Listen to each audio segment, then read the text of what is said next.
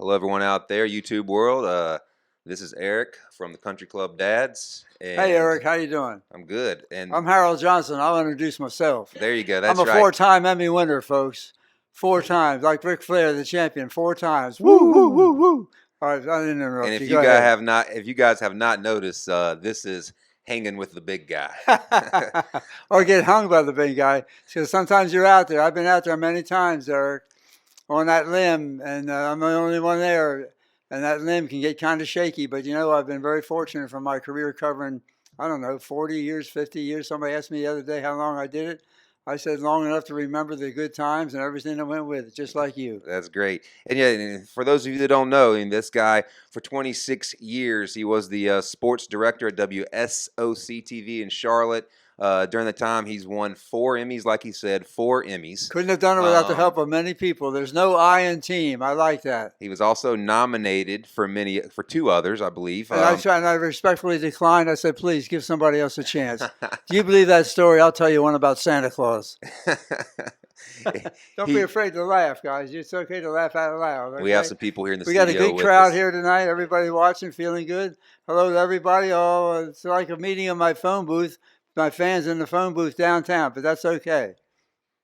All right, keep going, Eric. And that's right, this guy. And so he started, I guess, in the 70s or so in the Charlotte sports scene. Yeah. He's lived a great life. I myself, who grew up in the 80s, and watching Charlotte sports, there's as a young child following a lot of my favorite teams, such as the Tar Heels, following the rise of the Hornets, a bunch of other things like that. Yeah. But you yourself, to me, were that guy on television. You were that sports star. You were the guy that brought us and myself and so many of us in this region our sports information on a daily basis. And that's why one reason why I wanted to sit down and talk to you.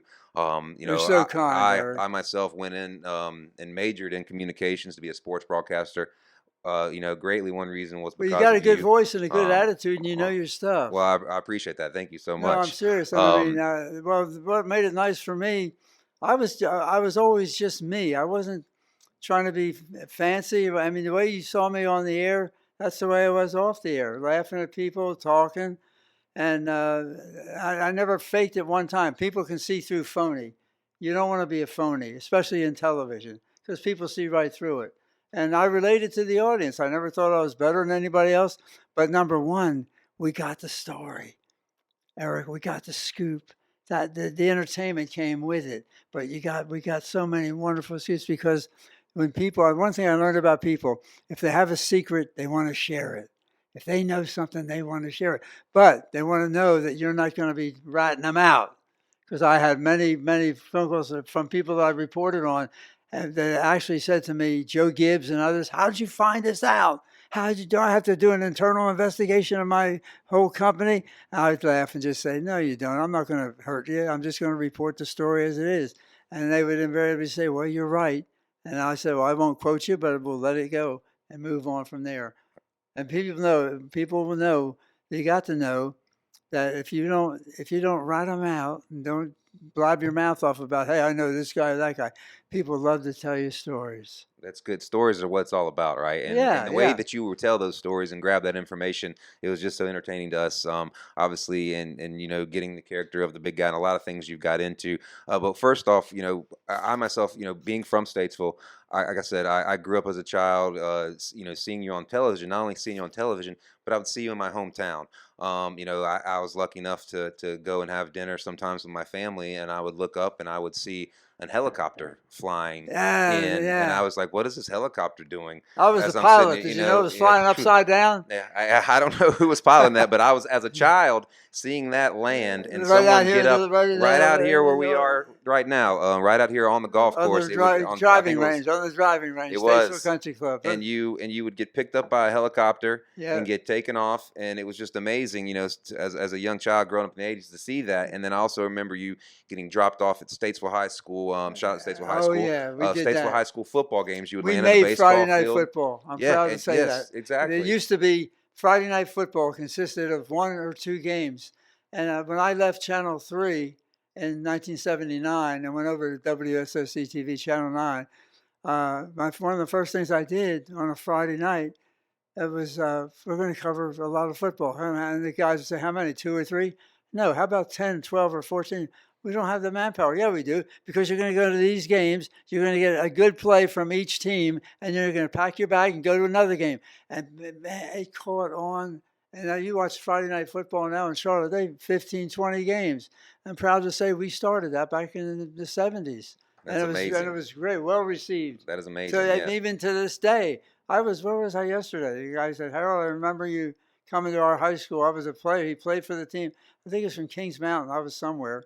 And he said, I played for Kings Mountain. You came in with a helicopter. Everybody in that stadium. Look, is that Ric Flair coming in, or is that Harold Johnson? Woo, woo. Yeah, and shout out to Kings Mountain High School. A lot of great football teams from back in the day. Yeah. But yeah, and we'll get to that whole helicopter adventures and a lot of the helicopter adventures that you have been on in your career. But like I said, as a young child seeing that, I didn't see helicopters, much less, see someone that I could see and talk to get out of one and come in, and also the guy I would see on television that I would, while my parents were watching news, you were the ones that I would go in to go look to and listen to. Oh, yeah. But I wanted to get, like I said, from Statesville. From what I understand, you moved in Statesville in 1958. Oh, you know more about me than I do. Born in New Jersey, correct? Yes, Camden, New Jersey. At one time considered the most dangerous city in America. Camden, New Jersey. It was a part of it was the hood back then, because the mobsters and all, a lot of them were from South Jersey. That's where I was raised. In fact, I carried a bag for a guy that was in the mob. This is no lie.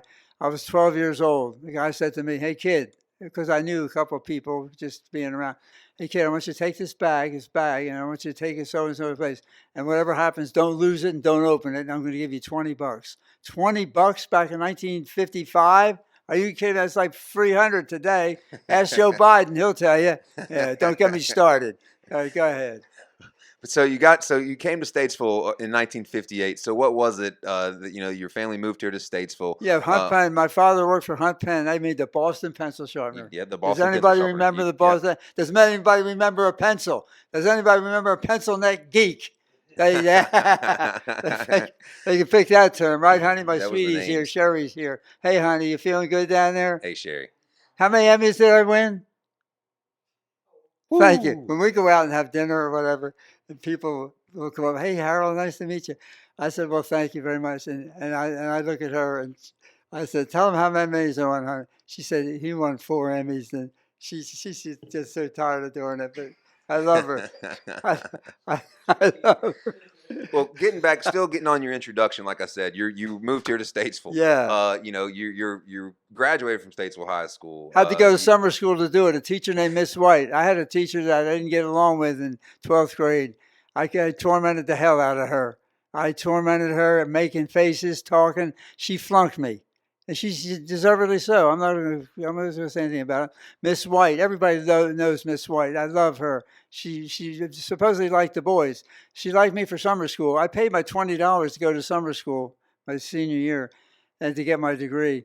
And we were walking down the hall to the office, and she had the money. There were about 5 or 6 kids in the class. She had the $20 bills in an envelope, and the money was falling out of the envelope, and she was traipsing down. Finally, I just scooped them all up. I gave them to her at the office. I said, Miss White, look, you dropped these. She said, oh, Harold, thank you. I said, will I pass the course now? She said, of course you will. I laughed. She said, if you do the work. I said, damn, I ought to keep the 20 in my pocket. That's a true story. Miss White looking from above, she knows it. Thank you, Miss White. Shout out to Miss White from above there. Absolutely, loved her. So you graduated from Statesville High School, and what year was that? 1960. 1960, and you went to, I believe, Mitchell College. Yeah, but first of all, I did 4 years in the Corps. 4 years in the Corps. The Marine Corps, folks. So let's, and I did know that. I wanted to talk to you about that before. So before you came back to Statesville and got to college, you were in the Marine Corps. So let's hear a little bit about your time in the Marine Corps. Where were you stationed? I was stationed mainly at Camp Lejeune. Okay. And let's see, I'm trying to think. Camp Lejeune, and during the time that I was at Camp Lejeune, this is an interesting story, folks. You've seen the advertisements about the water at Camp Lejeune on TV. You've seen that. Yes, You've recently. all said how bad was that? They knew, our government knew that this cleaning establishment was polluting the waters. I think it might be the Neuse River. It was polluting the drinking water for Camp Lejeune. That water was contaminated from 1953 to 1987. They were pouring pollutants in that water. we were drinking it. My wife, and one of the diseases that came from that is called multiple myeloma. My wife died, 16 years, no, 18 years ago, Wife of 44 years. multiple myeloma as a result of drinking, no doubt, that water. They don't really have a known cause for multiple myeloma other than to say it could be environmental. But the government knew. The bastards knew it and still allowed it for. Now, I've filed with an attorney. They've already presented my case to the government. It could be a payout of 300 or 400,000. Who knows? Don't care. What I care about, how about putting the bastards in jail that knew this? They knew it. We were lied to. We were lied to. This is the government I served. Willing to give up my life. Bay of Pigs. That was a little bit before me. But the Cuban Missile Crisis, here I am off the coast of Florida. We're ready to invade the island for my country. 80 million people would have died if we'd had a nuclear bombshell, if you will, from Russia and the United States. Fortunately, Jack Kennedy, a great president, said we're not going to go there. That's the story of Camp Lejeune. I'm still proud of what I did, but I'm still ashamed of my country. And when I see what's going on today, I don't want to make this political. I'm embarrassed to say this. I would never, ever go in the Marine Corps again or encourage anybody to serve when I see what's in Washington, D.C. right now. That's why we need a new man in there come November. I'll leave it at that. You folks decide who the hell I'm talking about. This is an election year, but first off, yeah, pause there. This is Clap, an election honey, I year. heard you down there. That's right. Don't forget it's election year, guys. Go out there and vote. But first absolutely. And if you want to reelect the deadbeat that's in there now, folks, go right ahead and do it. It's your choice. I'm not trying to convince you one way or the other, but let's make a pact with each other. We each get one vote. If you want to cancel my vote out, that's fine. I'll cancel your out. We don't go behind closed doors and locked doors and pull shades down, turn out lights, and count damn votes. We absolutely need a free election. Do I feel confident we will? No, I don't. But I'm praying to God and crossing my fingers that every vote will be counted fairly. Thank you, Eric. Yes, no problem. Thank you for getting those out there, and we'll address your political views at some point here if we haven't already. But just ladies and gentlemen, that's coming from a man who's been around and seen a lot. So you know that's coming from, like I said, someone who's had a lot of experience. And we'll talk about your time in politics in a little bit here. Sure, I'm proud. But you know, like I said, you thank you for your time spent in the military too as well. Thank you for that. Thank you. I appreciate that for all those that served, and I echo those thoughts and prayers for them too. And I know you mentioned your wife, wife of 44 years.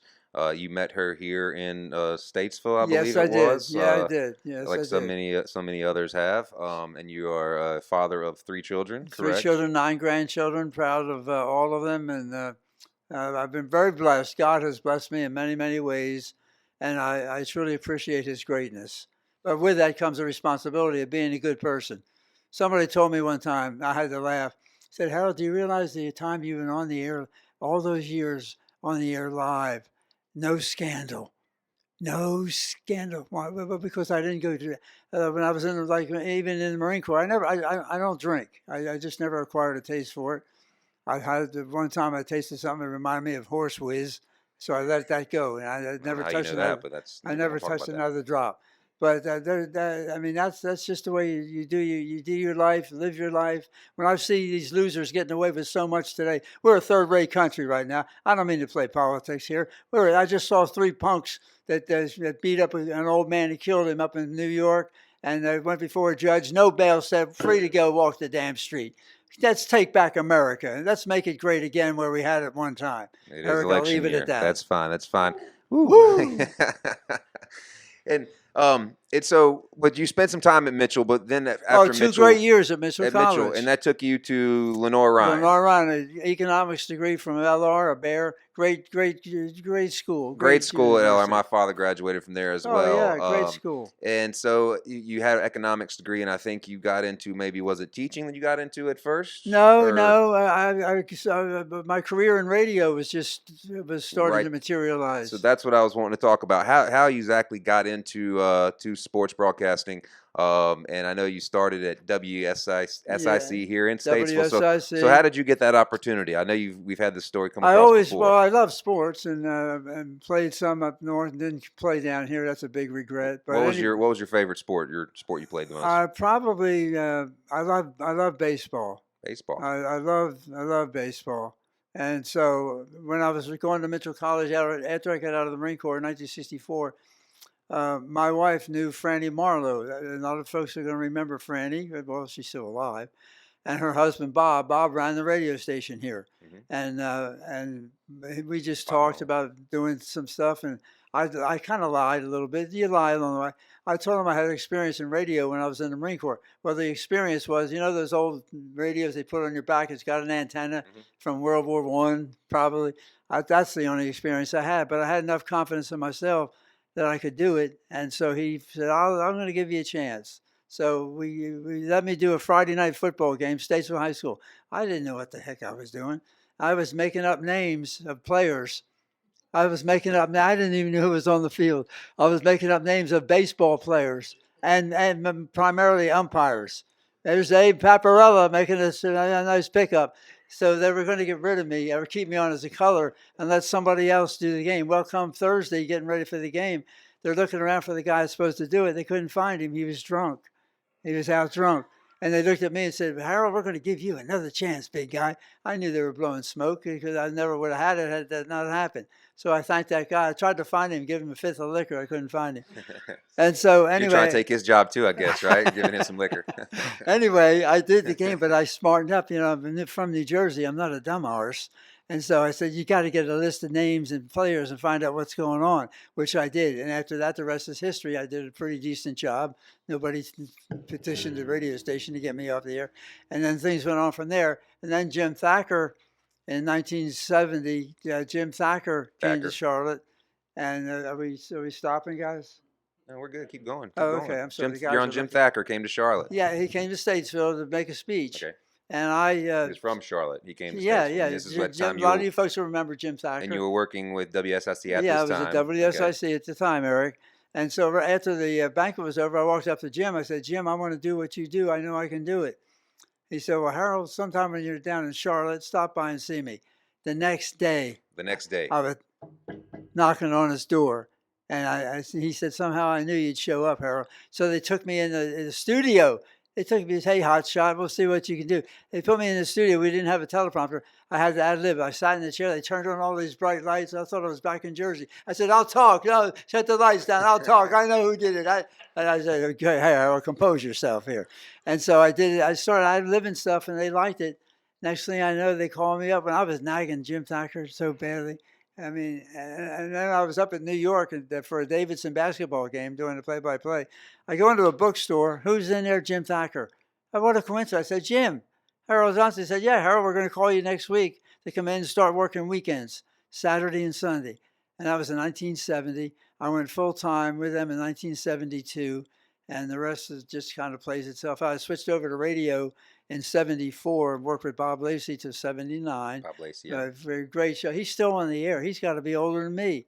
I'm 82. I'm almost 83 in 3 months. Shout out to Bob Lacey. Happy birthday to you in 3 months here. Thank you. And Bob Lacey, we had a wonderful time the morning show at WBT. And I've been blessed. I've been fortunate. I've had a lot of opportunity. But here's the thing, Eric. You got to be ready to take advantage of your opportunities. I hear so many people say, Harold, I never got a break. I never got a chance. Well, what did you want to do? I thought I wanted to be a doctor, Harold. Oh, really? Well, bend over. Let's check your temperature. And so anyway, I say, hey, numbnuts, you got to be ready when the opportunity knocks. I think opportunity knocks more than once, okay? But you got to be ready. You can't sit there like a dummy. Hey, give me a job, will you? No, it doesn't work that way. Be prepared and go after it. Don't take no for an answer. Don't take no for an answer. Go after it, right? All you young people out there, young That's dads, right, even exactly. your older dads out there, don't hesitate on your opportunities. Take advantage of your opportunities. I like right? that, Eric. You Right? said it best. Definitely do. So take advantage of your opportunity, guys, and when your opportunities come your way, go ahead and grab them. Absolutely. I've heard a couple things you talked about. You said you had to go to summer school to get out of high school, right? You've heard. I was a smart ass. Yeah, exactly. So there's times when the door was shut in your face, but you kept on Oh going. yeah, I know. I didn't take no for an answer. And when the guy gave him an opportunity, he was there the very next day, knocking on that door, asking for that opportunity. And just like here's another situation where to make money. My grandmother raised me and my sister. She passed away, twin sister. She passed away 15 years ago. She had colon cancer. Twin sister, your twin And sister. so my twin sister, colon cancer. I thought she was getting her colonoscopies. You folks that are listening, get your colonoscopy. It's a one preventable cancer. I've had 5 or 6, and I'm done now. I've had my last one a month I ago, so scheduled my everything's first one good. already, But just here's the recently. thing about it. When I was growing up in Summers Point with my sister, I had a friend named Peter Cinco who was a head taller than me. He's a big kid. And we heard about this place on the golf course where you could carry a bag around with golf clubs and get paid. So I said, let's go out there and see what we can do with that. Okay, I don't know if I want to. Well, come on, let's go. We go out to the Atlantic City Country Club, and the head pro comes out and looks at us, and I said, we want to carry the bag and the sticks. And he looked at me and looked at Peter. Peter was a big kid. He said, Peter, he said, you come back tomorrow. And he looked at me and said, you come back next year, kid. I went, okay. The next morning, I'm throwing stones at Peter Cinco's bedroom window. He goes, let's go to the golf course. He said, he told you to come back next year. I don't care. Let's go now. We'll do it. I don't want to go. Okay. I go out to that golf course. I'm sitting there. They didn't have golf carts back then. Car drives up, 2 very prominent looking gentlemen in the car. They get out and they look around, looking for a caddy. Can't find one. The pro comes out, looking around over my. He said, hey, kid, you want to carry these bags? You're darn right. Put them on my shoulder. The bags were bigger than me. I dragged those clubs for 18 holes. It was $1.75 for 9, $1.50 for 18. Are you kidding me? Do the math. 150, 150. Help me out, honey. You're a math major. $3. I was thinking 4. Thank you for that, honey. But that's the thing. And when I was finished, I had on a white T-shirt. The T-shirt was red all over. It was bleeding. My shoulders bled from Wow. carrying the bag. I didn't care. I went home to my grandmother. Look at this, Grandma. Grandma, Mom, where'd you get that money? At the golf course, carrying some clubs in a bag. What, are you okay? She said, yeah, but you're going back tomorrow to get more. Love you, Grandma. Looking up, you were Love you, wonderful to me. grandmother. And That's and a and true shout out story. shout out to what, Peter Cinco? Oh, Peter Cinco. Cinco, right? Thanks for Peter Cinco, because if it wasn't for him being lazy and sitting in bed, you wouldn't have got that opportunity, right? That's So thank you, right. Peter, for Yeah, that because as well. he would have got the bag. So I mean, another great lesson there of getting up and taking advantage That's of that good. Thank you, opportunity. Peter. I'll And thank you again for that. and I know people have probably sat there and saw you when you've been on television before. That guy, he just sits behind a microphone. He doesn't do anything except talk. Well, you have worked hard in your life. You have carried bags, so you have bled. Oh, You've worked for the absolutely. United States Marine Corps. You've done a lot of hard work in How your to life as survive the well. crash landing in what they call the crash landing in the Helicopter helicopter. crash. You ever see how many times have you watched the Rambo movies and seen that helicopter? That's what we had back in the 60s. Okay, pretty good, but not that good. I had a crash landing at Camp Geiger. We came in hard, and 2 of my buddies got thrown out. The Marine Corps called it a hard landing. When guys get thrown out, that's not good. They got banged up. I didn't get thrown out. They got banged up, but they were okay. And thank God for that. Thank God for that. So in the helicopter crash, so you were in helicopters way before you were styling and profiling and riding around the Oh, Chopper 9, absolutely, right? So you yeah. had experience in Just think helicopters. about it. If something happened to me, the world would have never known me. Of course, they'd have been better off, but that's another story. And you made it. So we going back to your career again. You now have been discovered in the 1970s. You were working in the Charlotte sports scene. I myself was not born until '78, but I do know that let's describe the Charlotte sports scene, because that was before Way professional back sports then. were then. Yeah, yeah. I know, and that was kind of the rise of. I think there was a World Football League at one point It was in coming up. '75, the And World Football League. 75. So let's hear about it in 1975. I interviewed Elvis Presley on the radio in 1975. Whoa, and that was due to the World Football League Yeah, from the Charlotte. World So Football let's League. They had a team. back up a little bit. Let's talk about the World Football League from Charlotte. You got associated with that. It came down back in the '70s. Charlotte was growing. Had the Charlotte Checkers. We had Charlotte Checkers. the Charlotte Hornets. That wasn't until the '80s. Yeah, but now we also had, I think, the baseball team back then was called the Hornets. Oh, okay. Oh, So got there. we had the Charlotte Hornets baseball club.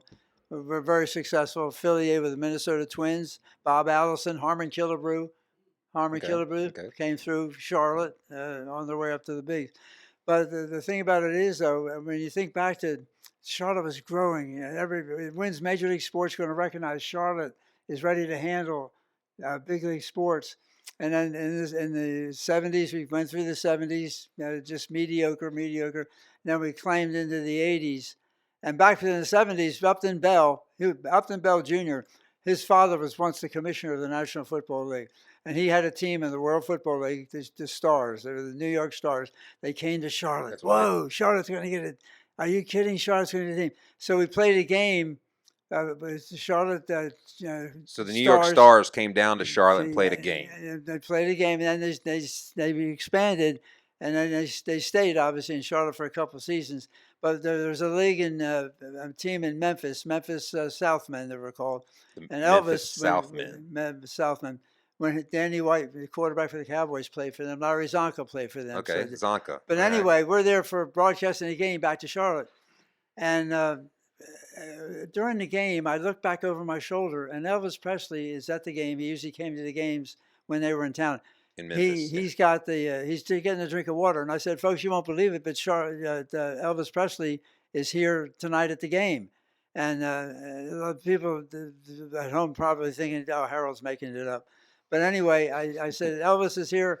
And we would like to get him on the radio if we could. And he heard me say, he said, "You ain't going to get me on the radio, no way." Because Elvis did not do radio interviews. Yeah, right? that's right. And he started laughing. And then he kept saying it. And I was reaching back because I couldn't reach back too far. I had all the equipment. I just gently tugged him by the arm. I said, "Come on in here. Let's talk to the people back in Charlotte." So we do an interview and everything. People are calling the station saying, "It's a fake. It's a fake. We don't like it."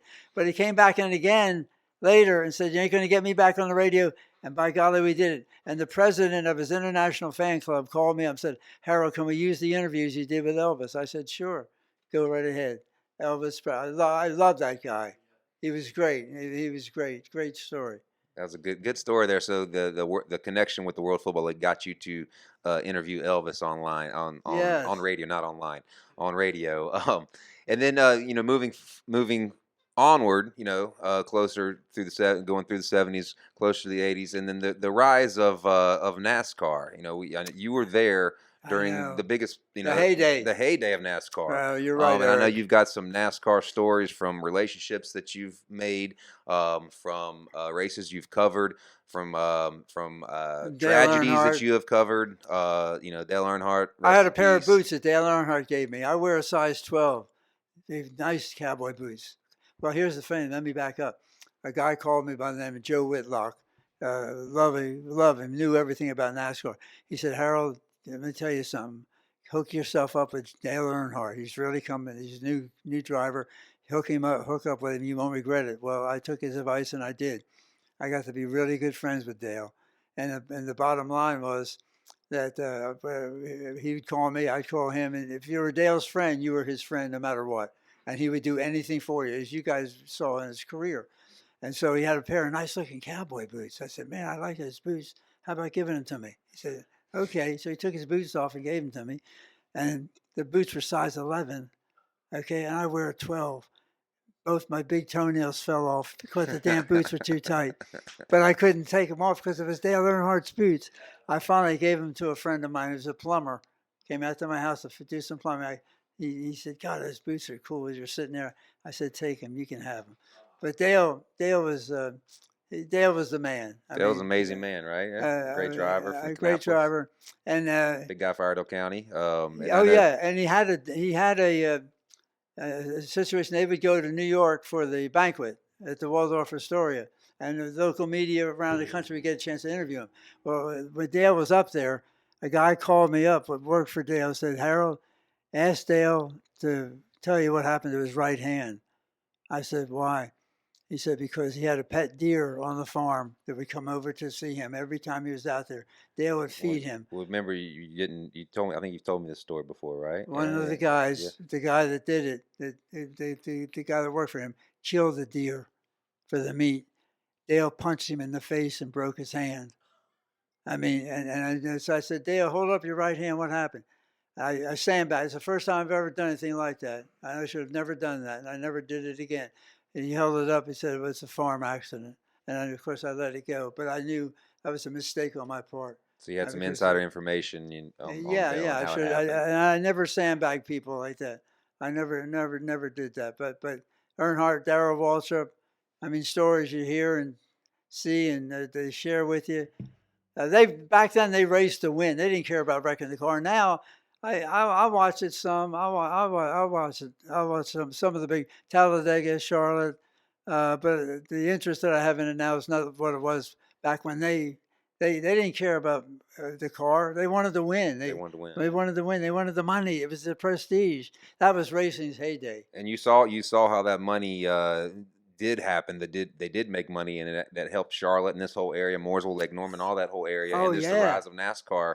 home of You saw NASCAR, the NASCAR Hall of Fame, and everything about it. just the It's sport in general rose, and the money, and Dale Earnhardt had a lot to do with that, with the oh, marketing absolutely, ability Eric. and Yeah, for everything sure. else. And then we speaking of marketing, this is we are hanging with the big guy today. That's what you're watching.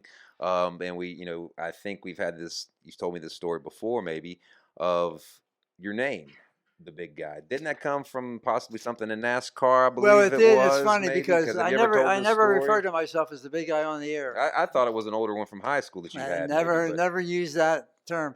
And what happened? George Steinbrenner, the owner of the Yankees, would always criticize his players publicly, and Reggie Jackson, some others, and Reggie Jackson, my favorite of all time. I did an interview with him back up in Washington, just before the Senators moved to where did they go? Kansas City. No, where did they go? They were in Minnesota. They left Washington, went to Minnesota. And rookie year, I was doing an interview with Reggie Jackson, and it was about a 3 minute interview. But I liked him so much, I knew a lot about him. And I'm doing the interview with him on the field, Washington, and we about a 3 minute interview. He's really engaged in me. I'm engaged. And after it was over, I said, Reg, thank you so much. He said, Harold, it was nice to be interviewed by somebody that knew what the blank they were talking about. That's exactly, I'll never forget that. And I just patted him on the shoulder. But I mean, but anyway, getting back to Steinbrenner, I said on the air, I said, hey, George, don't criticize the players publicly. You got something you want to say to them, criticize them? Call them in your office. Go by their locker. I said, come on, big guy, you're better than that. The next day, this was in Charlotte, obviously. The next day, I met at the racetrack, and Waltrip was there. And he said, there were a group of people talking to him. They're getting ready for the race. It was which Waltrip? Daryl? Darryl. Waltrip. It was getting ready for the baseball, the playoffs in October. And he said, hey, here comes the big guy from Channel 9. After that, big guy everywhere. And still today, I bump into people, hey, the big guy. Hey, Harold. Isn't that amazing? I got a uniform. I told him I wanted his uniform. And he wanted to run race in Charlotte. I said, let me have your uniform. I got his uniform hanging up. I made him go change it first, make sure he didn't naked. So Daryl Waltrip, I guess, has credit giving you the name the Yeah, big guy yeah, because yeah. he took that off of something that you said online referring to George Oh, Steinbrenner. yeah. Wow, names being thrown out there. Reggie out there. Mm. Steinbrenner out there. So it's some names being thrown out there. I got a helmet from Dale Earnhardt, too. A helmet from We Dale did a Earnhardt. commercial together. We did what was the commercial for? Sundrop. Sundrop. I love Sundrop. Sundrop, folks, if you're listening, get a couple cases to Harold. Don't give me that diet crap. No, I'll pour that down the sewer. Don't give me that. I want the aspartame. I don't want the aspartame. I want the hardcore. Sundrop, this is good. But we did a commercial together, and after it was over, I said, Dale, Reach out, Sundrop. hey, give me your helmet. One thing, interview I did with Elvis, he wasn't wearing any jewelry because I would have asked him for a ring or something. Hey, you gotta. Hey, I made some of those guys. They should do that. Take advantage of your opportunities. That's what I we're talking know. about I here, opened folks, up right? a lot of doors for these guys. Are you kidding me? That's right. And so getting back in here to some more NASCAR stuff. Unfortunately, one of the things with NASCAR, there are some ups and some downs with NASCAR. A lot of downs. You've A lot been of people. a lot of downs. Sports Illustrated did a story. I didn't know about this. First of all, they named me the best sportscaster ever in Charlotte in the year 2000. Sports Illustrated.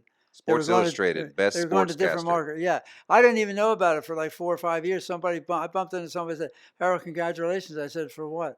What did I do that made you happy? He said, well, you were named by Sports Illustrated the best sportscaster in Charlotte. I said, God, I didn't know that. Thank you for sharing that. So I was fortunate to work with good people that helped me create a good image and getting the facts on the TV. You got to get that information out there. That's what people like you for. You can be telling all the jokes in the world. If you're not getting the word out, they're not going to watch you. That is true. That is true. You got to get the word out there. You got to let them know what's Yeah, going on. absolutely. So yes, and like we were sitting here, you're talking about that story they did on you called "The Town of Tears." I believe that's what Oh that yeah, story was because they called, did right? the Freddie Lane It was, yeah, shot. I believe right here it said in what in This is 2000 yeah, yeah. referred to Johnson as the dean of Charlotte sportscasters, right? Oh, thank you Who for had that. I become an didn't see it. expert in broadcasting in sports sorrow, right? It was called the Town of Tears, unfortunately, and I guess Do there were they some list what deaths. they thought? Do they list everything that happened? Not every. I think it was the like Kenny Irwin was one of the He deaths, was I a race car believe. driver. He died in a wreck. Fred Lane. Fred Lane got shot. Freddie Lane got shot. He died. Adam Petty. Adam Petty, Richard's grandson, in a wreck and died. Yes. I saw Richard 3 weeks ago in Charlotte. He looks as good now as he did from 30 years ago. Richard Petty. Yes. Yeah, he's got, and we both have birthdays July 2nd. He's, I think, 3 years older than me. Shout out to So the he's going to be King. about 80, how many, 85, 86 there, honey? Have I got the math right? 86. Yeah, what is that? Sign language? Say hey. Thank you, sweetie. So, and then even other sorrow. I know we're smiling right now and having Well, joy, we but even more appreciate it. We sorrow can, that you well, covered. A story that I remember from my time. One was a tragedy on a number of ends, which was Ray Caruth oh, from the Panthers. A horrible story what a there. You were that around for Ray that one. he was a wide receiver. Interviewed him, liked Ray. I think Ray played football at Colorado. Yes. Okay. Uh, We don't want to Ray, give him too much credit. Ray knocked up his wife or a girlfriend, I guess at the time, and then plotted with other losers to kill her, and they did, and he was convicted. And I think he just got out of jail. I believe so. And if you want to look up that story, folks, you can look up that story. I didn't want to cover that too much and give him No, too but I much mean stuff on that there, was a giving too terrible much thing. coverage. But Terrible. one that was even more tragic to me that I thought was also the because I grew up and we'll talk about the Charlotte Hornets. But during the Charlotte Hornets, you were there for the rise of the Hornets and everything else. That was a major thing of my childhood. But they lost Bobby Phills. Oh, You were Bob, there around for that good in a car guy. accident. He's speeding it out of his Mercedes or whatnot. Bobby was a great guard, great player, great guard. I believe he was And racing after practice or something against a yeah, teammate. and just driving too fast, has a wreck in the car, and David Wesley, yes, it was David Wesley and Bobby Phills. yeah, and he died. But you're right about the ups and downs, the bright and the sad and the dark, and we covered it all. The Michael Jordan story. When Michael was going to, George Shinn offered him an opportunity to buy into the club, and everybody got excited about that. And George Shinn's story too. I like George. He had some off-court problems, and hey, you know what? You got to stay on the straight and narrow, as I told you guys. Yes, sir. I was very fortunate. I never put myself in a position to be compromised. To be compromised with a picture, a story, a arrest warrant. Because I've seen some sportscasters over the course of my career that have done stupid stuff, To get stories. stupid stuff, and wound up losing their job. Oakland A's broadcaster lost his job. Used a bad word on the air. And I like the guy. He's been with him forever. Nowadays, you don't get a mistake-free situation, or you don't get a do-over. That is true. You Now, gotta be careful. You gotta everyone be is very watching, careful. everyone is Yeah, listening. The yeah. fortunate part about this episode of Hanging with the Big Guy is there is you can say some bad words here. It's okay. Just be careful, obviously. But some That's language what I is said okay at in this conversation. WSIC, and I got fired. Yes. What was that you said? You got fired from Yeah, for WSIC? WSIC, and I couldn't blame the owner. That was a radio gig I did for about 7, 8 years, I think. Some people probably want to hear this story. I don't know Oh, if they it have was a heard great this story. story. Well, Let's hear this story. remember Yes. Smokey and the Bandit when Jackie Gleason was chasing Love Burt that Reynolds, movie. and he kept saying, "I'm gonna get that some bitch. I'm gonna get that some bitch. The last thing I do, I'm gonna get that some bitch." You go get him, Daddy, or Papa. You go get him, Daddy. Papa. And Junior, Junior, yes. Well, Daddy, how Daddy. you gonna get him, Daddy? How you gonna I get him? don't know, Junior. Shut your damn face, but I'm gonna get that some bitch. Well, I love that. I laughed so hard. Didn't I laugh hard at that, honey? It's one of my favorite scenes in the movie. And I started using it when I was on the air on the radio. Man, I was saying what I wanted when I didn't care what anybody thought. I mean, I wasn't vulgar, but I was probably pretty close to it. And I started to get politicians, losers, whatever you want to call them. I was getting after it big time. Brandon's over here. He knows what I'm talking about. And I started calling him and mumbling, "Some bitch. Hey, you get this, some bitch." And the owner never did quite figure it out until one day I got a little too clear with what I said. And he asked me, he said, "Harold, please, just back off on the foul, on the language." I said, "I'm going to try, but when I get caught up in it and it gets emotional, I'm going to get that some bitch." And so finally he just said, "Harold, I got to fire you and let you go. You're no longer a member of the family." I said, "I don't blame you. I thought you'd do it years before, but because I was making money for you, you kept me on as long as you could. But hey, you live and learn, and you make your own place. Don't too many people want to blame other people for their mistakes. Hey, you make a mistake, admit it, and move on. People respect that."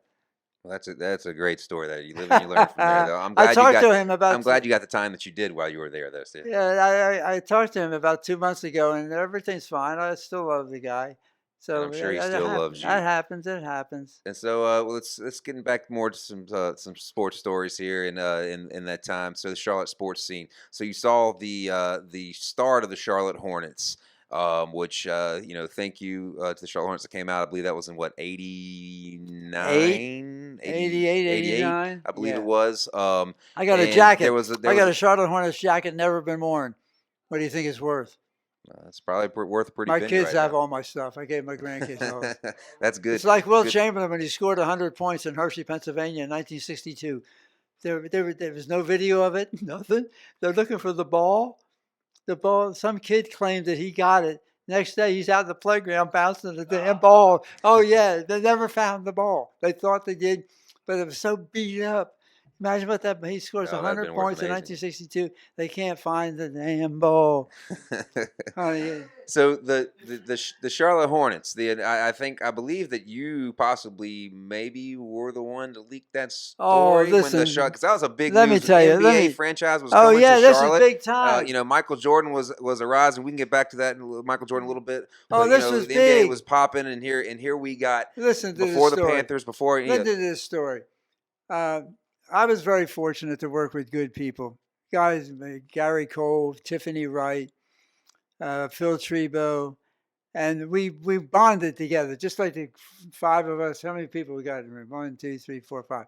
It's just we bonded together because the end product. They were on the air some, but I was on the air the majority of the time. So we worked together to get stories and get the right. At 6 o'clock Friday night, actually about 5:30 on a Friday night. Excuse me, it was a Wednesday night at 5:30. I got a phone call from my good source with the Charlotte Hornets. "Harold, the NBA is awarding teams tomorrow. It's Charlotte and Miami." I thought Orlando. Eric straightened me out.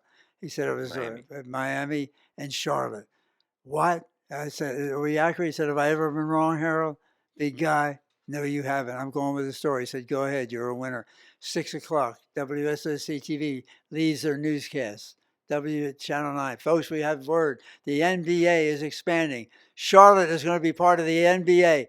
And everybody, even in the newsroom, they started clapping. Yeah, they said, Harold, are we accurate? Have I ever been wrong?" No. Well, the competition across the street. Okay, Paul Cameron. I like Paul. Paul was a good guy. Settled for second best because he couldn't beat number one. Okay, he comes on the air at 6:25. His time on the air. "Don't believe those stories you're hearing about Charlotte getting the team. That hasn't been announced yet. That hasn't been announced. Don't believe what you're hearing." I'm saying, "You dumb shit. What's wrong with you? Don't." He's done this before. He's done this before, where he would watch me and counter me, and I said, and we led the story at 11 o'clock. Next morning at 10 o'clock, here's the commissioner of the NBA, David Stern, David and that Stern. shows that we're proud to announce an expansion of not only one but two teams. And I'm sitting there like, oh, I better hear Charlotte. Charlotte is one of the new teams in the NBA. Well, the guy at the paper, Charlotte Observer, Mark Wolf, did a story on it because of what I reported and what the competition was reporting. And so he called me for an interview, and we were talking about. He said, "You got the story, Harold. Cameron tried to say you were wrong." I said, "Look, the last scoop that guy had was at Baskin Robbins, and it was vanilla." Oh damn! Oh yeah! Oh gee! Now normally I don't want to hurt you, but if you want to challenge me, I want to break your neck. That's the New Jersey in me. That's the way we did it in New Jersey. Break the other guy's neck before he breaks your neck. I don't apologize for that. I never hurt anybody. Never got caught anyway. But anyway, but I mean, if you want to compete with me, hey, beat me. I'll congratulate you and I'll work harder. But don't come on to refute something I'm saying when I've been right so damn many times. Hello. That's awesome. So you obviously broke a lot of news with the Charlotte Hornets during your Oh career, yeah. because you did have a very good friend with the Charlotte Hornets. I don't We know if you had a want to share. guy. I had a guy that was what his name Tim Kempton. Tim Kempton. Remember the name? Tim Kempton. His center, big guy. Oh yeah. Okay, The center. Yeah. I'm doing a live shot from the Coliseum. Okay, the Hornets were getting ready to play the Utah Jazz. Okay. I come on the air and I'm saying, folks, you're looking at Tim Kempton working out. He's been traded and doesn't know it yet. He was traded right I after the remember game. that guy. Yeah. And one of the players really said to me, Dale Curry. You know Dale Curry. You know yes, who I'm we know talking Dale. about. Father That's of Steph father. Curry. Yeah. Okay, Dale, I loved Dale. We had a great relationship. He said, Harold, that was pretty awesome. I mean, you had the story, but couldn't you have waited till after the game or something? Now he's out there warming up, and he finds out he's traded. I said, Dale, I had the story. Dale, he said, I know. He said, you get the story most 99% of the time. But we were all shocked. That's what we were talking about when we were back in the locker room. Everybody said, hey, Captain's been traded. He's standing there in his uniform. They told him, take your clothes off. You've been traded. Hey, but yeah, that's part of it. That's part That's of the part NBA. of Yeah. it. You can be there one day, gone the next, right? Absolutely, And absolutely. so you did have some kind of secret source there through the Hornets that from what I I'll understand I'll go to my grave with that source. go to the grave with Oh, that I'll do it source. like I'll mention his name now, like I did Jackie Gleason. That's all I'm saying. How'd that sound, honey? But do you still talk to that source, or do you still have No, access to no. that I source? still we bump and we You still bump, we bump bump. We in? don't bother each other, but Yeah.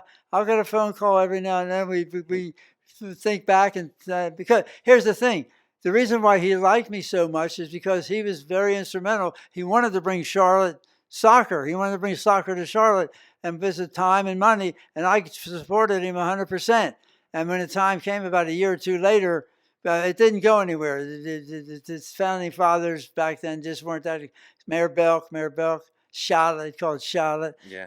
Mayor Belk of the Belk family. He didn't push a lot of stuff. He was a decent guy, but he didn't push it. And but he remembered the reason why he was so good to me. He remembered how good I was to him 2 years ago in his effort to bring soccer to Charlotte. He said, I asked him one time about that. He said, Harold, number one, I like you. Number two, I never forgot what you did for me. And so what goes around comes around. Okay, be nice to people. That is Be true. nice to people. Be nice to people. That is Unless their right. name's Biden, then you say what the hell you want. All right, go ahead. And edit that out. actually, sitting here talking about Charlotte and Charlotte sports still, and just the area, and some of the things that I remember the most from you, and see if I can get it pulled up here on the screen in a second. But one thing that you through the '80s and some of the Charlotte sports scenes you covered, and what I grew up watching, and a lot of things I saw, and I know you have a connection with, and I hope you know that you were part of the wrestling's greatest entrance of all time. I know you have a little bit of That's the helicopter sound relationship with a man known by the name of Ric Flair. So and just I know you have a love of wrestling. I think you believe you still watch wrestling. Oh, I watch Friday it every nights? night. 8 o'clock. It's on every night. I admire them. I know what it is. Give me a break. But are you kidding me? Hey, flip me off the top rope. Let me flip one of the doubters off the top rope. These guys are in incredible shape. They're in incredible shape and put on a magnificent show. So yeah, and just wrestling. They are athletes. That is right. And like I said, I'm a big fan. Yeah. No big of a fan, but Ric Flair is my number one all time. He still guy. is to everybody. Still Eric, entertains he's still me loved. to this day. He's still loved. He's still doing good, still going strong. It seems like. And I just wanted to show you this. This is what they're talking about here. Oh, This let is me from see it. This is from a podcast I believe they did. Ric Flair's actually on this talking Can about you see his. it? But this is the greatest entrance Here. of all time. Yeah. I believe this was at you did it twice. The Great American Bash, I believe this one was. Ric Flair was on his way to fight Ricky Morton of the Rock and Roll Express in a cage match. And I guess Ric Flair wanted to do things a little different and didn't want to have the same entrance. So what did he just call you out of a Yeah, he whim? called me up. How did that story He said, happen? "Help me out, Harold. What can we do?" I said, "I'll get the helicopter. We'll fly in together." And let's watch this here. All Let's right, watch watch this. it. And the thing about it is, folks, that I made the biggest mistake I made. I let him get out in front of me. I was trailing him. Virtually nobody saw me. I wanted people to see me too. See you first. Well, we do see you in this here as we're watching it here. I know, but it's It's so not the quick. best. It's not the best coverage here. Hold on, it's coming. I saw this thing on You pause it. Here it is. TNN. Here it is. Here it is. So watch as we're watching here. The red carpet rolls out, and hopefully, with the editing folks, you'll be able to watch this with us as we're That's watching this beautiful. here. The 26,000 people, folks, going crazy. wow, and Considered by many to be the greatest, as Eric said, the greatest entrance ever by a wrestler. by a wrestler. And here comes who gets out? There's Rick. Oh, there's I am, but there is see, it, Harold? I had to give a microphone back to the guys with TBS. So here's Rick, and there's I'm Rick, the walking. man, walking through, and there's Harold. He's got, looks There like I a am, matching polo shirt on Yeah, as he walks down the I aisle saw with this Rick. the other night on TBS. Oh They wow! were talking wrestling and showed this. Okay, great. And there, look at Harold there. He walked all the way out to the ring. So talk. You said he just called you up on a whim and said, Yeah, "I see needed that? some See, I help." just had I just passed the microphone off to a guy from TNN. Talk So us through this I here. got behind him instead of in front of him. Okay, and But I did ride around. We rode a golf cart around with him. People were throwing stuff at us. you're walking here all the way behind him, all the way to the cage match. It looks Yeah, like. So but I describe should've. this time to me. I mean, Well, this would be people were going amazing. crazy. The fans, they love Rick. Rick was the guy. I mean, the woo, and he offered to take me to Space Mountain more than once, but I didn't go. Woo! Good for you. That's good for you right there, because I heard a lot of people got taken to Space Mountain. It's still the oldest ride in the park, still the longest line. And this is when Ricky Morton had a broken nose here, and you enter the cage. I mean, you even were in the cage with Yeah. these guys, with the fans going crazy Oh, here. I look at believe. this. And my man, I saw my man 2 weeks ago, 2 years ago at a place. There you are, climbing in right there, the Yeah. cage. We went up to Lenore. He had a little signing autograph session. Oh, Ric Flair. Yeah. Just a couple years ago, you went and saw him. Okay, that is awesome. But I didn't know if you had seen this recently or not. But Yeah, you know, I bump into him. I mean, I still got his phone number. I call it, and nobody answers. oh, Ric Flair, you still got Rick. There you are, talking right there on the microphone right now. Look at that. I look good even back then. Thank you, honey. What do you think? Woo! Listen, they're talking about you. Listen, let's hear Rick talk about you real quick.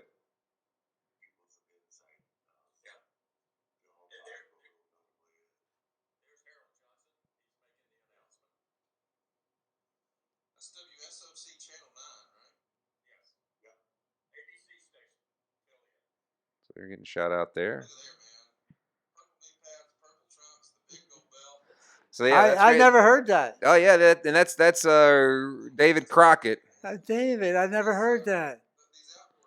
and that's Ric Flair's son-in-law talking, Conrad Thompson, I'll be talking about that there. And I believe you did that 2 times with Ric Flair. Yeah. Once when he fought Ricky Morton, and once when he fought Ivan Koloff. Nikita Ivan Koloff. yeah, Okay, yeah, okay. And that yeah. was when you were holding the chicken or Yeah, something, I baby. had the chicken. Right? You had the chicken. You had the chicken. Gnarly chicken. That's amazing. Oh, that's fantastic. So yeah, we'll have to go back maybe and watch that another time there with you. I'll So be darned. and like I said, the greatest entrance of all time is what I consider And it still is to this It's day. still to this day is what they're saying there. No, And it was a one-take deal, one-shot deal, no rehearsal.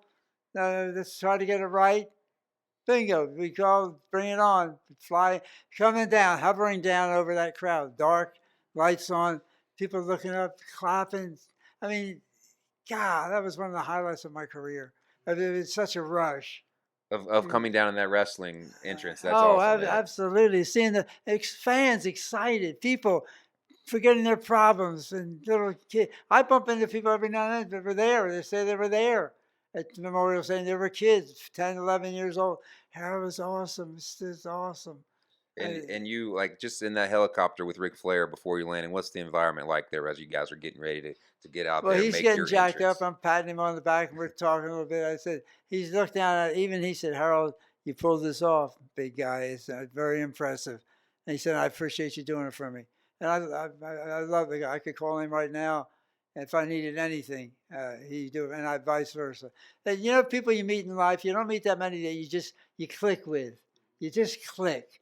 You like them, they like you, and when you, I guess, if you want to look at it, Flair's personality and mine are very similar, wouldn't you say a little bit? I I would mean, say so. I don't have Space Mountain, but I mean, if it's just like Flair with his personality, he takes over. Very Well, enthusiastic. I did Yeah. that too, just by the nature God gave me. He just, Harold, take over, and I did. I'm not waiting for anybody else to help me or whatever. I believe they call that gift of the gab. I Yeah, guess, gift and the gab, I was chutzpah, always told chutzpah. I had that too. It got me in trouble in school, but I told my mom one day that my mouth would help me out one day. You know, even though it got me in trouble in school. So It's beautiful, yeah. beautiful. But yeah, that's just like I said, being a part of that entrance is just fantastic, and I know you helped get wrestling to Well, the nobody wanted to cover mainstream. it. It's fake. It's fake. Yeah. Well, I know what it is, but people would call me up, Harold, who won the match last night? Did you happen to see the match? It was great at the Coliseum.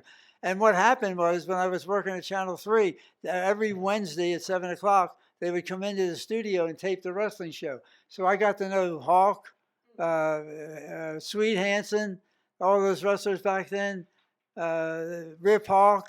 Okay. Yeah. I just got to know the guys and started putting a little of their highlights on the air. And then, of course, when Flair got really big and we did things together, 2-man interviews, we started You definitely getting it clicked. I back. mean, maybe it was something. You know, he survived a plane crash. You survived a helicopter And you know crash. what? He not So only survived the plane, folks, I don't know if you heard this or not, but he was flying out of Richmond and they were boarding the plane. There was a guy walking behind him. Lightning struck the plane, killed the guy right behind Rick. Are you kidding me? Another time he's flying, plane crash. Rick breaks his back, but he lives. 2 guys died. Is that? I want to hang with that guy. yeah, right. I mean, He's styling, profiling. He's can you living. That's what believe he's that? doing. Yeah, he's Can living life. you And I believe mean, that? he's also survived a lot of other things Oh in his yeah, lifestyle and career, and he's still going strong. So God bless you, Ric Flair, if you listen to this. Hopefully, just thank you so much. And I absolutely. know Couldn't have Harold done it definitely without you, Rick. thinks a lot about you. Um, so yeah, and then so there. Going back, and it is right now. We're March. It's a beautiful time of the year, right? A little windy and cold right It's a now, little but windy right now for we're all March, right. but the flowers are No coming snow. out. We made it. It's almost it's just a great time. April, we're into April now. Just Yeah, finished March, but what I was getting at is it's March Madness time. And Caitlin Clark. oh, he's talking about Caitlin Clark right now. Look, go ahead and steal. That's what I was going to ask you about. What are you thinking of, college basketball this day and age, and where we stand? I know you covered back in the old days, the great Carolina teams, the Duke teams, Yes. the run that NC State had that we'll talk about. They're on one right now. But you go ahead and just mention Caitlin Clark to the first thing, We which is had. amazing. So let's hear your thoughts on Caitlin Clark. She's incredible. You've seen her, Oh yes, folks. sir. I don't know if you've seen her or not. They play. Who do they play? They play. Iowa they just They made it to beat the final game. LSU. They're about to play UConn in the They final. play UConn tomorrow night. I think at 9 o'clock. They play the night. South Carolina plays the first game. Yes, I have been following Dawn Staley. I love her. I don't like her South Carolina politics. coach. Yes. She's very liberal, but I love her as a coach. Interviewed her before, and what I like about they're undefeated. But I think Caitlin Clark and Iowa just might beat them if they get there. But Caitlin Clark, if you haven't watched it, they had the highest rated game, women's basketball game on last Saturday. Versus LSU. She's fantastic. She's going to be a great player. I love her to death.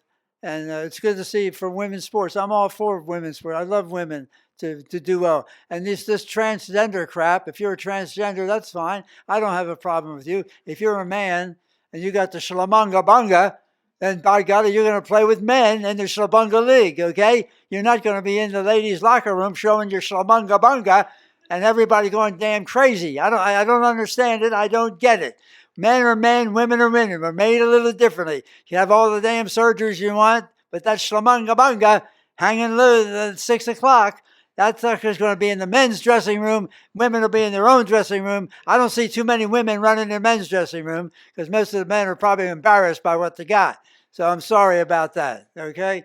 That's a separate. This country, we've gone to hell trying to make everybody happy and violating even basic principles of decency. I wish I were a governor of a state. We'd clear this up in a minute. Oh man, the guys, like I said, that's not that. Hey, that's right. And I always say this. I had a dog for a number of years, and I got him neutered when he was about 10 years old. But guess what? I still said good boy. after Oh that happened. You yeah, know, so I like you know, that. it's I it's so and that's he probably didn't like you for that too. He took all the fun he out of his probably didn't, life. but you know what I actually did? I actually told that doctor. This is a true story. I actually told that doctor, this dog, my my only son at the time, had lived 10 years with his nuts. I said, can you please, when you cut him off, can you save him for me? Because I thought you were going to say, "Did you?" I when he did. dies, He I'm gonna did you bury. by mistake. No, no, no. Now still going strong there. But actually, I buried him with his nuts that the With his doctor saved. package. I definitely did. That is a I'm true sure he story, by the way. appreciated the hell Great out of true that. story. But that is definitely a true story. So yeah, getting back on, so going on something. So it's the Caitlin Clark college basketball March Madness. But I wanted to back up because you covered back in the '80s one of the greatest college basketball runs of all time, in NC State and Jim I Valvano. love Jim Valvano. I love the And Italian stallion. so talk about that time then when they Uh, won that he championship, if he you and remember Mike that. Krzyzewski were hired the same year. I'm trying to think. Was it It was late 78, '70s, I believe. 79? Duke, Mike Krzyzewski at Duke, Jim Valvano. Neither one of them were that well known to people in the South. Or the Northeast, they knew him because Mike coached at Army, and then the State. Valvano was at where was he? He was where did Valvano coach? He came from uh, not Seton Hall. I should remember that. Well, But anyway, he had one of the greatest runs ever because they weren't favorites to do much of anything. And then of course, Lorenzo Charles gets the Derek Whittenburg miss and stands at home, and they beat Houston. And it was give me the first letter of the school he's at. First letter. I tell people that if I don't know something, I'll ask somebody. I say, don't tell me the name. Give me the letter. Give me the letter, and I'll guess it. Because you got to use your brain. I'm almost 83 years old. Right before state, it was with the Iona. Yeah. That's Yep, that's right. yeah, It you was Iona. kidding me? Huh? And he was at Bucknell before that. Yeah, Bucknell too, but Iona. But I got to know him, the Italian guy. We just became friends, even though he was in Raleigh. But whenever he came to Charlotte to play, but he was a hustler. He was a true Italian stallion. That was a great run. And this run they're on now, they lose. How did they lose? They lost 14 games during the regular season. How did that happen? Do we have imposters out there? Do we have NBA guys dressed as college? They lost 4 in a row coming into the damn tournament, They guys. haven't lost. They're They're the on a first team of 14 losses to ever make the field for the NCAA tournament. And by golly, the way they're playing, their guard play, you got to have good guard play to win the championship. If you notice the guard play by the good teams, they're the teams that win. Right now, they got a legitimate shot. Oh, I hope they pull this thing off. I'm praying for them. It's been an amazing run. I myself, I'm a Tar Heel fantastic. fan, and don't normally pull for NC State, but I'm actually pulling for NC State right now. Oh, good. The I run told they're on my is amazing. I told my son I'm a big Eagles fan. Love the Eagles. Love them to death. I would give up an Eagles win to see State win this championship. And my son said, "Daddy, I can't believe you say that. As much as you love that team." And oh yeah, I'll tell you a funny story about the Eagles. When I was like 10, we were 11 years old. It was me, my friend Bart Ratu, Ed Penny, and Bill Mullen. We went to an Eagles game. Back then, you just paid like $2 or $3. You got in to see the game. Okay, so we're sitting, you almost could pick your spot. They're playing the Redskins.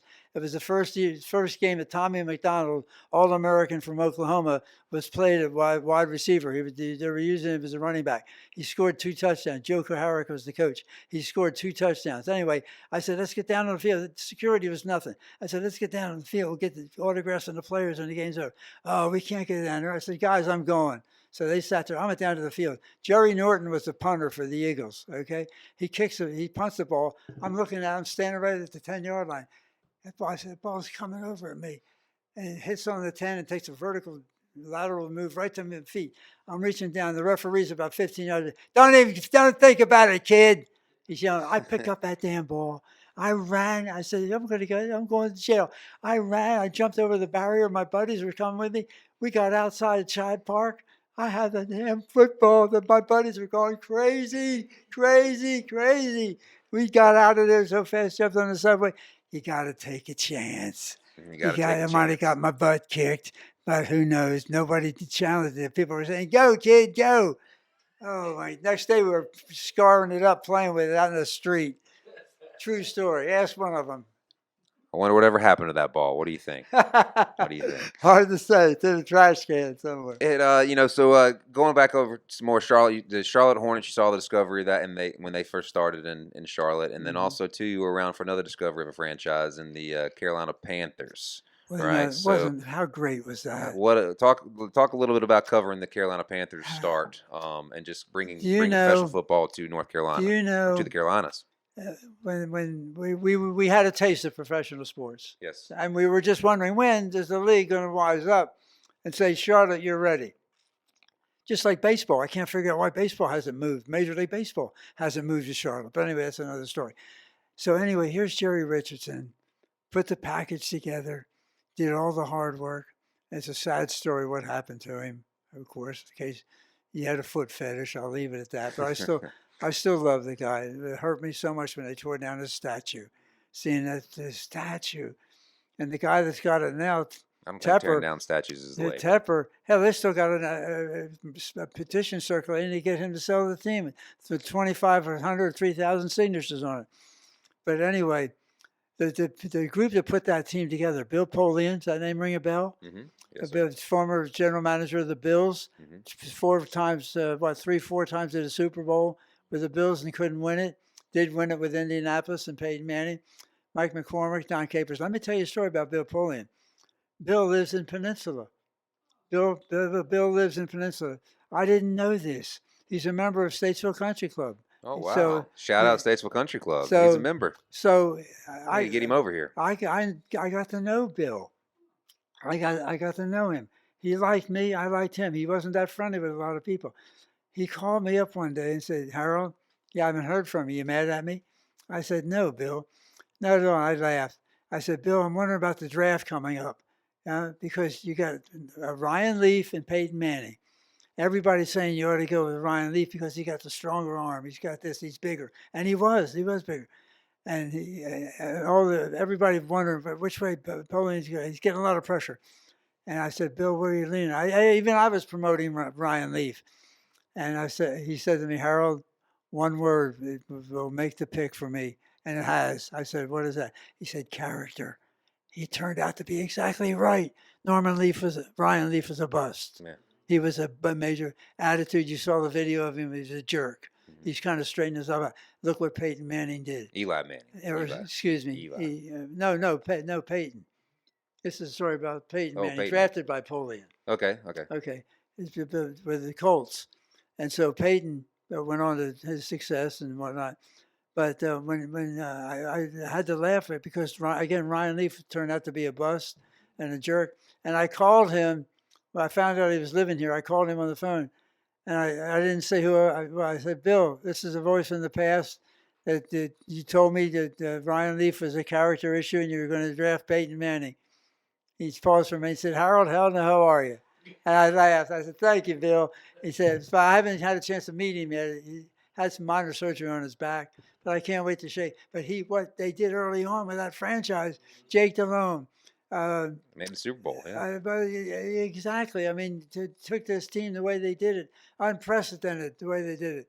When you had not Dennis Green. The Green guy who was in wrestling too. He just died. Kevin Green from Pittsburgh. And who was Salt and Pepper, Mills, the other Mills. defensive end. Yeah, and Mills, the defensive end. Reggie White was there. They were called Salt and Pepper. He's a black guy, a really good player. Not Julius Peppers. He was there. Julius, but not Peppers. They had tons of them. He played for Houston. Dadgummit. I got to get his name right, but don't tell me. Give me his initials. He was opposite the defensive end. Lamar Lathan. Lamar Lathan. Thank you, guys. There you go. You got it. Okay, Lamar Lathan. One of the greatest guys ever to be interviewed. But putting this team together the way they did, and being so successful, and that place was rocking. Oh, yeah, they beat the 49ers their first couple seasons. Yeah, they did. And Steve Berline, what a classy. I love Steve. Berline. Steve used to get the hell beat out of him a lot before new quarterback. But Bill Polian, I asked Bill, I said, Bill, you could still be a good GM now? He said, of course. He would be wise. The Panthers would be wise to hire him as a consultant and let Tepper stay out of it. Was he the one? Was he the one that hired John Casey, the first Yeah, first one they ever picked yeah, up, and the yeah. kicker who was He there did. forever? He was brilliant. Jerry Richardson, Mike McCormick, they were a great team. But Polian knew talent. And I was with him down in Miami when Scott Norwood missed the 34-yard field goal that would have beat the Giants. That was Tampa. Excuse me, Tampa. I talked to him about that. He said, "It's like wow." But he did win a Super Bowl with Peyton Manning. So now we're talking about the NFL. I guess you have covered some Super Bowls before, right? Yeah, I've been to I What's guess three. three Super Bowls? Okay. Any other NFL greats or anyone like that? Maybe. Who do you think? Actually, let me ask you this: who do you think possibly would be the greatest Panther? Since you were there at the beginning of the Panthers, you've seen them. Who in your eyes would be one of the greatest It's a tough Panthers? question because there are so many good ones. I think you probably have to go with Jake Delhomme. Jake Delhomme. It's the position you play in football that gets it. You either get it done or you don't. He made And Pro Bowls to the he Super led Bowl. that team. Steve Smith, The wide receiver, Steve yeah, Smith. Yeah. great. Sam Mills. Sam I Mills, mean, you defensive could go on player. and on. Dan Morgan. Dan Morgan, who's now with the team right now. Yeah, Yeah, hopefully he does a good job yeah. as the GM of the team. So, but I think you just. But if I had to single out one guy, it would have to be Jake, and a great guy too, All right. from Shout out to Jake. Louisiana. Shout out to Jake Delhomme. Cajun. Shout out to Jake Delhomme. And look at him now. Look at this team now. Oh my gosh. It's just. I mean. Well, let's hope they can get back on the right track. Well, yeah, I want to they've see him got- do well. I'll tell you, if I weren't an Eagles fan, I'd be a Falcons fan. I mean, you got some good. You got some Yeah, stuff Falcons going have a on. good team coming up. They You got a got, good thing and going on there. I'm glad to see that. And this is Country Club Dads. We are out here. We do play a lot of golf, and I know sometimes we've talked about it. You've played at. It's also almost Masters time right now. You've I used played to the course a couple times, right? Yeah, fortunate enough to play the course. The Monday after the tournament, the Masters, they do it so beautifully. They take 20 players from the media, 20 players from broadcasting, 20 from the writers, and and they draw it out, and you get to play. You get to play the golf. Oh, course. so that's awesome. And then you played that course a couple times, and you've had some relationships. You've covered some golfers.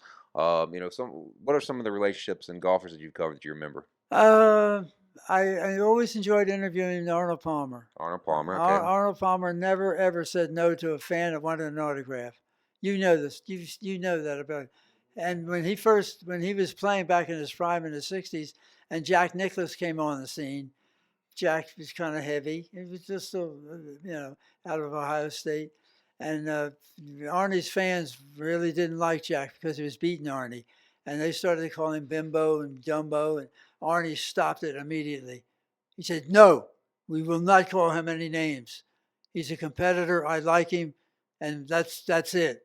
We treat him with respect." And by God, that day forward, they did. That Arnold Palmer was a great ambassador for golf and sports in general, and I loved interviewing him. Tremendously. And I think, did you have some relationship maybe with Lee Trevino? Oh yeah, Trevino was in the Marine Corps too, a couple of years before me, and I played golf with him at the tournament they had over in Hickory, and so I got to know him there and interview him at the Masters and Charlotte. He came to Charlotte to play a couple of times too, and always liked him. I mean, he is. You see him now. He's on ESPN now. They interview him every now and then. Yeah. He's doing some commercials. White hair, but it's looking good. Swing's still the same. Swing's good for him. And yeah, so you still enjoy playing a little bit of golf every once in a while, I would think. Imagine. I'm hacking it now, and I got to figure out what I'm doing wrong. I'm just a bona fide hacker, but I'm not giving up. Yeah, I don't give up. You just keep doing it. Nobody promised you a rose garden. Lynn Anderson signed that song. Remember that? Never promised you a rose garden. Never promised you a So rose garden. I get distressed when I see people that just give up. It's hard sometimes to make it nowadays. With all the world situation and what's going on, and I still talk a lot of politics. I know what I like. I know what I don't like. I can't imagine this loser being reelected. That's my opinion, shared by none other than me and a sweetheart of mine. So We'll Well, just let well, it go. I will say, that gives me a good chance to ask you about this because I was watching an interview you did a couple years ago. I think it was almost 4 years ago, and we're talking about political views. And I know you had a congressional campaign at one point, Yeah. 2010. But we'll move on from there. But this quote that you had from a couple years ago, and I'll read this exactly what you said. And I just wanted to ask your opinion about it now because this is right after the last election, Okay. after we know who lost and who won. And you said your quote was, "I hope Biden turns out to be one of the best we've ever had economically." So that was your quote four And years I ago. meant every word of it. I want our president to succeed, whether you're a Democrat or Republican. I could care less. And my pocketbook says be successful. This guy Biden, what the hell world is he in? We know he's out of it. And it's unfortunate. He's got dementia. He's got Alzheimer's. Like you can tell that. He's not. He doesn't know one day from the next. Remember, back before he ran, he said he didn't know if he won. He said that several times. But his kid, who was pocketing more money like a hound dog going after a grapefruit, I like that. Write that down. Hound dog going after a grapefruit. Write that. Remember that, Hound honey. dog She, going my after a girlfriend's grapefruit. laughing. She liked that. Okay, but I mean, and that kid's getting rich, and his lawyers are trying to get the tax charges against him thrown out. But yeah, judge, he spent his money on hookers, bookers, and he was pounding sand and banging women like a screen door in a tornado. Hello. And all of a sudden, the judge said, "Get out of here! I'm not dropping the charges." What a disgraceful son! If it were my son, I'd have kicked his ass a long time ago. Whew, man. But running, let me just say, Eric, I was so deeply honored to serve my country and to be nominated by the Republican Party. It was a tough primary, tough road to get it, but that'll be in my grave, in my mind forever. A chance to serve the American people, not only for North Carolina, but legislation across the country to make life better for everybody. That's what I think about when I think of Donald Trump. I personally don't like Donald Trump. I personally do not like Donald Trump, but I love Donald Trump's politics. When he was president of the United States, listen to me. We had more African Americans working than ever before in our history. Barack Obama, you couldn't touch it. We had, one of the things we're most proud of it's our wife, our children, our family. Second is the home we own. Do you know under Donald Trump, now get this fact, you can fact check it, more African Americans owned a home than ever in our previous history. He had more African Americans working. And now, what are we seeing now? We're seeing panic with Democrats because about 25 to 30% of the black vote is going to a guy named Donald Trump. And can he pull it off and win it? Yes, he can. I want him to go to different churches where he went. He saved a lot of churches, too, and universities by getting money to them, unlike a Biden who just wants to spend, tax and spend, tax and spend. And what are we getting out of it? We're not getting a damn thing, but more frustration. He's got an $8 trillion budget we're looking at. Economists are saying, folks, hold on to your money, buy your gold, do whatever. Tough times are ahead. I don't want to see this guy. I didn't want to see him fail. I didn't want to see him fail. I wanted him to be very successful. John Kennedy, when he was elected president over Nixon, there were some shenanigans that were going on there too as well. But one of the first things Kennedy did after the Eisenhower administration from 52 to 56 and then 56 to 60, that's when Kennedy beat Nixon. And the first thing he did when he came into office, he said the economy was slowing. It was slowing. He said, "What do I need to do to get this economy going?" All his aides cut taxes. He didn't get to see it because he was assassinated. But Congress passed a law that decreased taxes we pay, and the economy was booming under Lyndon Johnson. Check it out as a fact. And look at what we're getting now. A president that has no clue what's going on. It's an absolute disgrace. What do we have? 8 million illegals in our country? We have MS-13 gangs. We have that gang from Venezuela. Those two, MS-13 and the gang from Venezuela, they hate each other. They kill each other. Now they've combined forces to recruit in our great country. We got 29,000 illegal Chinese in our country. Are you kidding me? Come legally into our country. I'll kiss your cheek, any cheek all four you got. You come in legally to our country, I'll be there. I promise you that's what I'll do. But you come in legally. What is he doing here? 9 million. Do you know, look at one other thing. I'll make one other point. Under Donald Trump, we were exporting oil. We were exporting oil. Stay with me. Right now, folks, we are importing 150,000 barrels of oil a day. Did you hear me? From Venezuela. It's the dirtiest oil in the world. Why? It's coming from oil wells that are 20 and 30 years old, leaking like a sieve. Okay, but the Venezuelans don't want to fix it. They're too busy exporting their oil. And when it comes to America, what do? We have to clean the tar out of the oil. We have to clean the tar before we can use it. 150,000 barrels a day, dirty oil coming from Venezuela, costing me, costing you anywhere from $7 to $8 to $9 million a day, depending on the price of oil. Some bitch. So, some bitch. So I guess that answers my question of how we're doing economically right now. Well, you And go out in the streets of Statesville and ask how we do. And I And you do- brothers and sisters out there, stay with Donald Trump. Don't be intimidated by Maxine the Fiend Waters and another crowd that's trying to tell you, race bait you. I hate that race baiting. I despise it. I've got friends that are black. Vincent Smith. I mean, many of them. And we're good friends. And we love each other, white and black in this country. And I'm disgusted when I see the race card play by the View of America. God, we need you more than ever. We do. Amen on that one. That's it. And one thing, so much hate going on, and that's what I just want to talk about. Is so much positive energy, so much good things that are going on in our life. And I actually sent out a question on my Facebook page asking people, if they had a chance to ask the big guy Harold Johnson a question. A lot of people have seen you and you've been a part of their lives and things, but they don't necessarily see you now, so they kind of want to know.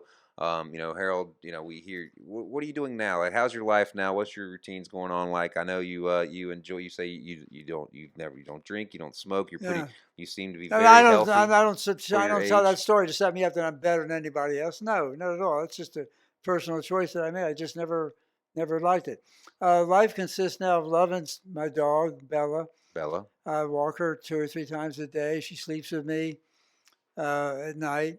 And she wakes me up, kissing my face. I said, Bella, if that's you, please stop it. If it's not you, please continue. Hey. Thanks, Bella.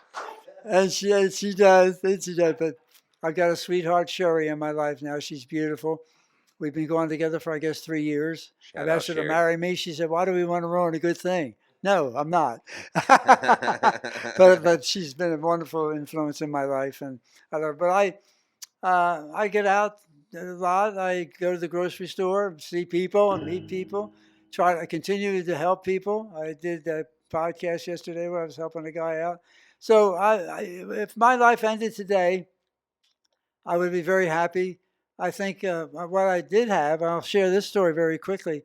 I was trimming roses 3 years ago on the house that I owned on St. Cloud, and I took a step back, and I misstepped and fell off about a 3-foot barrier wall. And I didn't think I missed hitting a concrete slab by about 2 inches. But I hit my head and didn't realize it. 2 years later, I had a subdural hematoma. That's called blood on the brain. When you have it, you need to get taken care of. So they took me to Baptist Hospital, performed the surgery, and everything was fine. And I said to the doctor, Doc, check my back. My back's been sore for a while. He looked at X-ray on my back and came back to see me. He said, do you know you've got 4 fractured vertebrae? Wow. You have a broken back. How have you been getting around? I said, very painfully, but very carefully. I said, help me, God. They did surgery on me immediately. This was 2 major surgeries at Baptist, great hospital. And during my second surgery, I had a seizure. And you've heard of people with seizures, what happens? And so it said, the doctor said, yeah, we need to operate and get your back straightened out. So during this surgery, now what is a seizure like? Imagine, the only way I can say it, a seizure, you've seen a transmitter on a telephone pole get hit by lightning? Okay, the explosion and everything that goes with it. Well, if everything after that doesn't fall back into place, you die. Okay? Well, in my case, I had the seizure during the second surgery. Things didn't fall back into place. Well, I was clinically dead in the operating room for 20 minutes. Oh, wow. I crossed over. I went to heaven. I saw God. And it's like unbelievable. And I'm not a religious fanatic. I go to church. I'm a Catholic. I go to church. But when I share this story, and I don't mind telling it, I've read stories before. God was there, and I didn't see images. There was music playing. It was so I've never been so serene in all my life. It was just you can't describe it until it happens. But bear in mind, now I was clinically dead for 20 minutes until they revived me. I wouldn't have made it had they not been in the operating room. During that time, I look up and there's God in his magnificent. He had a white cotton robe on, and his hair was almost all rust color. Such a handsome man, and he had his hands out. When you see him with his hand palms up, that means welcome. That he's welcoming you. When you see pictures of his hands, now when he turns the palms down and you've seen him like that, that means he's not ready for you yet.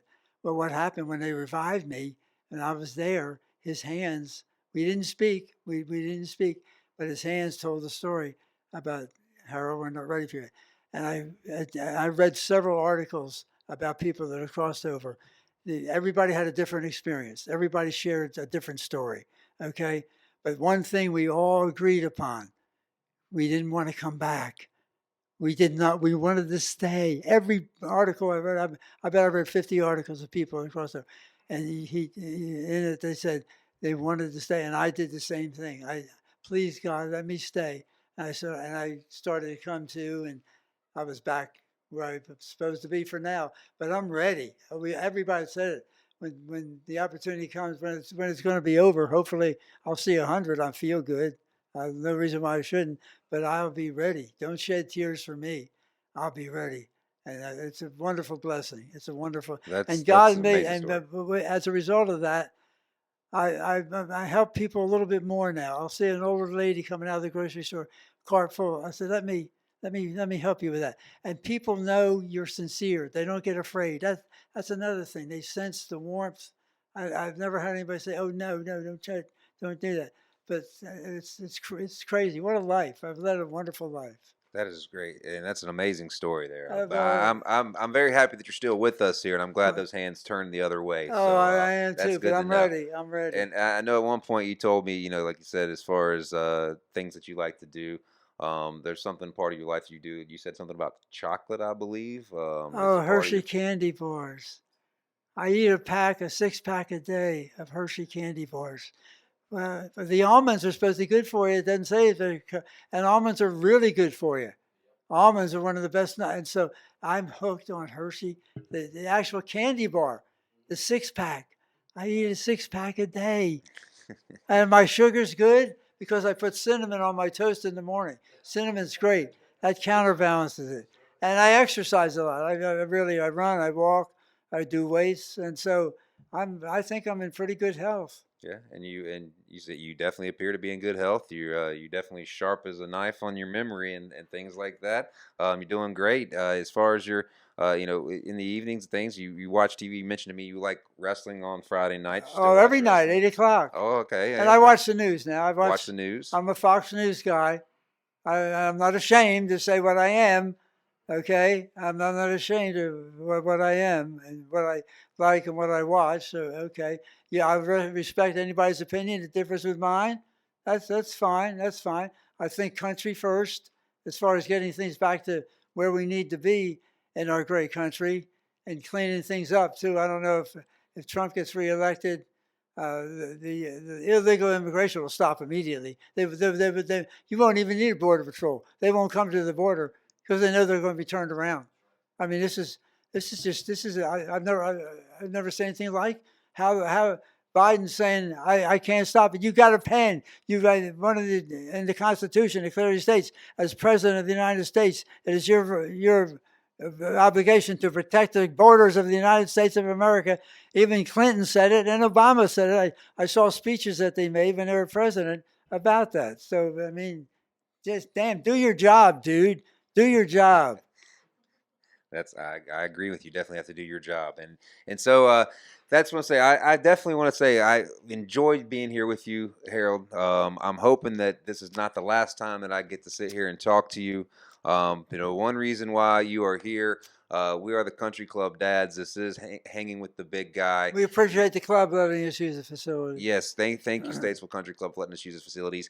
You yourself, you moved here, I believe, in 1977 into this neighborhood. You know, like I said, I grew up in the yeah, about then, 75, I 77. grew up in the '80s as a child, you know, so I kind of idolized you as far as being on television. You were a celebrity here locally to our town.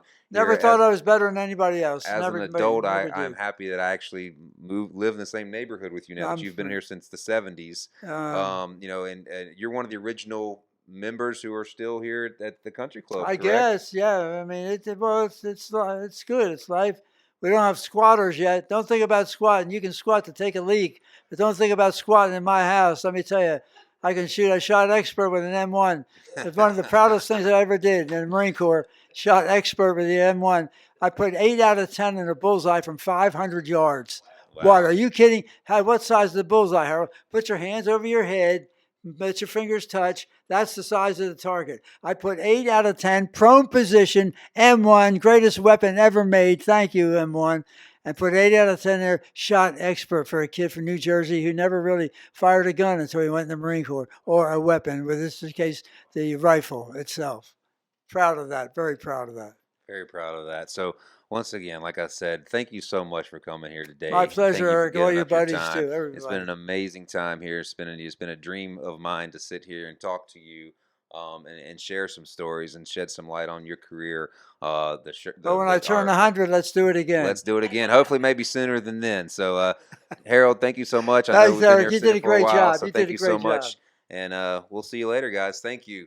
Thank you, sweetheart, for coming, bearing with me. How many Emmys did I win? 4. Thank you.